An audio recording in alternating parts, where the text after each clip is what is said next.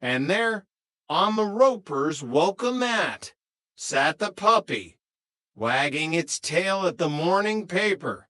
Before Jack could reach it, the roper's door creaked open. Ellen Roper stepped out, her hair in rollers. She looked down. She looked at the puppy. She looked up and saw Jack, frozen in his bathrobe.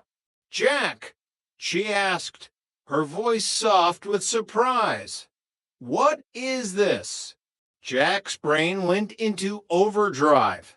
He could admit the truth and face eviction, or he could double down on the chaos. It's an anniversary present," Jack blurted out. "From Stanley. He told me to leave it here as a surprise for you." Ellen's face transformed. The cynicism that usually defined her features melted into pure, unadulterated joy. "Stanley, he bought me a puppy?" "Yeah," Jack said, gaining confidence. "He's a romantic, that guy, a real softy." Just then, Stanley stepped out, scratching his belly. "What's all the noise?" "Oh, Stanley," Helen cried, throwing her arms around him. "The puppy, it's the most beautiful anniversary present ever. You remembered." Stanley looked at the dog. He looked at Jack, who was frantically nodding and mouthing the words anniversary present. Stanley, realizing that admitting he had forgotten the anniversary would be far more dangerous than keeping a dog, straightened his posture. "Well, you know me, Helen. Only the best for my best girl." He looked at Jack and narrowed his eyes. "But I'm still not fixing that leaky faucet upstairs." Chapter 4. The Hero of the Regal Beagle. The trio's social life centered around the Regal Beagle, a pub that smelled of hops, mahogany, and missed opportunities. It was where they went to celebrate, commiserate, and avoid doing the dishes. But lately, the pub had become a source of anxiety for Jack. A new regular had appeared, a man named Kong, by the locals. He was a mountain of a man with the temperament of a disturbed hornet. One Saturday night, the trio was sitting at their usual table, trying to ignore the fact that they were 3 weeks behind on the wallpapering project Jana had mandated. "Men are naturally the protectors," Jack was saying, puffing out his chest. "It's in our genes. We are the hewers of wood, the builders of empires, Hi, honey, buy you a drink?" A massive hand landed on Jeanette's shoulder. It belonged to Kong. Jack stopped talking. His chest deflated like a punctured balloon. He looked up at Kong, then down at his beer, then at the exits. "No thanks," Jana said firmly. "We're with a friend." Kong looked at Jack. He didn't see a hewer of wood. He saw a guy in a silk shirt who looked like he was about to faint. "This runt," Kong laughed. "Do me a favor, son, but out." Jack swallowed hard. "Now, see here, Mr. Kong. My father always said that violence is the last refuge of the last guy who gave me a sermon got his teeth knocked out." Kong growled. Jack took a long, thoughtful sip of his beer. "Well, as I was saying to the girls, a civilized man knows when to avoid a scene. Let's go, girls." He led a hasty retreat, leaving Kong laughing behind them. The walk home was silent. Jack felt like a coward. Jonna felt annoyed. Chrissy felt like a snack. "I'm yellow," Jack muttered as they reached the apartment. "I've got chicken in my blood. Even in school, that Kenny Jensen used to take my lunch money every day."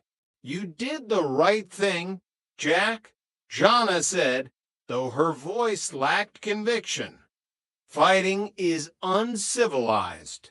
"It's not uncivilized to stand up for your friends," Jack sighed.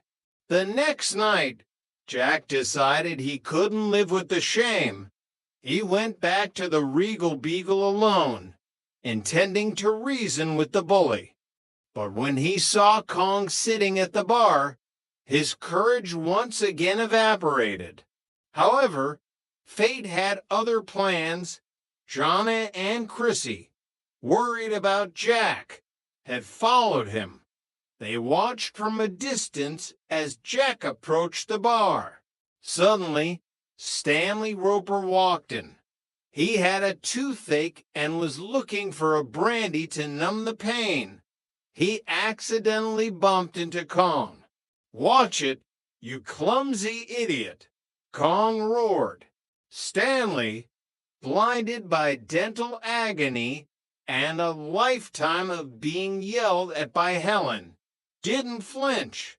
"Don't you yell at me. I've got a tooth that's giving me more trouble than a punk like you ever could." Kong was stunned. No one ever talked back to him.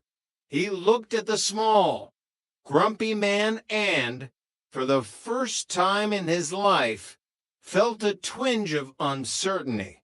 Jack, seeing an opening, stepped forward. "That's right. And if you don't apologize to my friend here, you'll have to deal with the steel plate in my head." "Steel plate?" Kong blinked. "Vietnam," Jack lied, his voice dropping into a gravelly whisper. "Green Berets. I was a human weapon before I went into Sofals.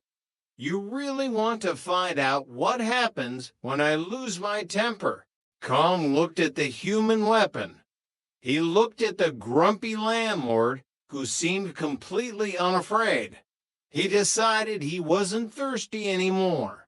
"Sorry," Kong muttered, sliding off his stool and heading for the door. I didn't know about the plate." Jack stood tall, his hands on his hips. The girls rushed over, beaming. "Jack, you were incredible," Chrissy cried. "A real hero," Jonna added, kissing him on the cheek. Jack grinned, though his knees were still shaking. "Well, you know what they say. A man's got to do what a man's got to do. Now, who's buying the next round? My plate is feeling a bit thirsty." Chapter 5.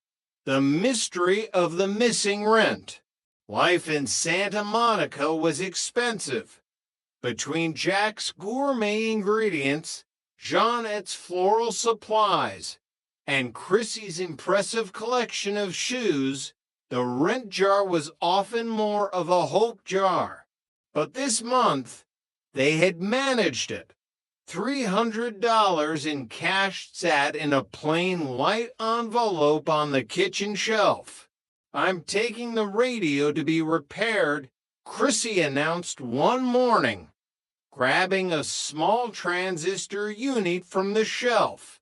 "Okay, honey," Jonna said, not looking up from her book. "Just don't lose the ticket." An hour later, Jack and Jonna were ready to pay the rent. They went to the kitchen. The shelf was empty. "The envelope," Jack whispered. "It's gone." "Burglars," Jonna cried. "Jack, we've been robbed." They did what any panicked citizens would do. They called the police.